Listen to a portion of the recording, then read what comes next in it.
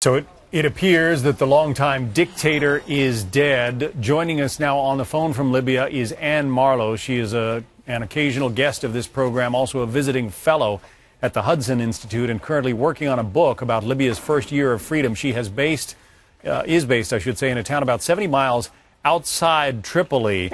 Has the word gotten there yet, Anne? Thank you. You can possibly hear the celebratory gunfire in the background here.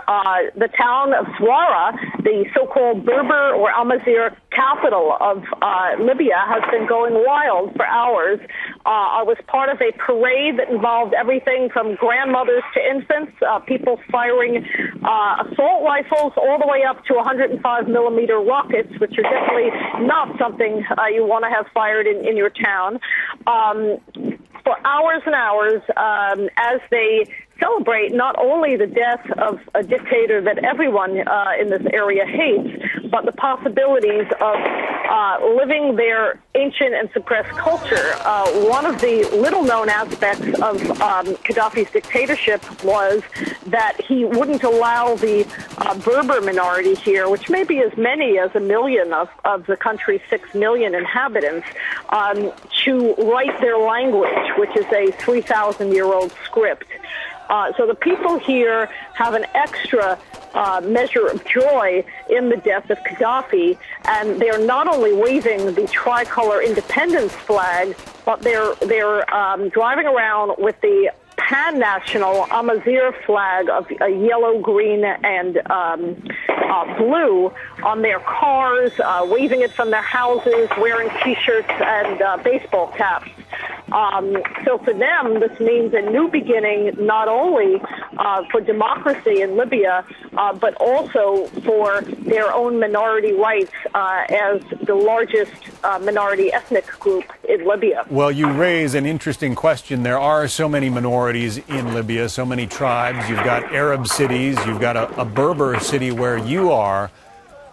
Democracy can be ugly. And do you get the sense that as a nation, the Libyans are going to be able to unite in a way that preserves whatever fabric there is to that society in the absence of Muammar Qaddafi and his iron-fisted rule? Well, I think that the question remains as to how much control the Transitional National Council has over the situation.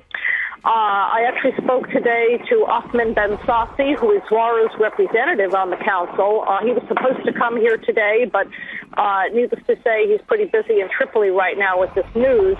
But basically, there are ongoing concerns, I think, of the people here that only a strong national government will actually be able to protect them.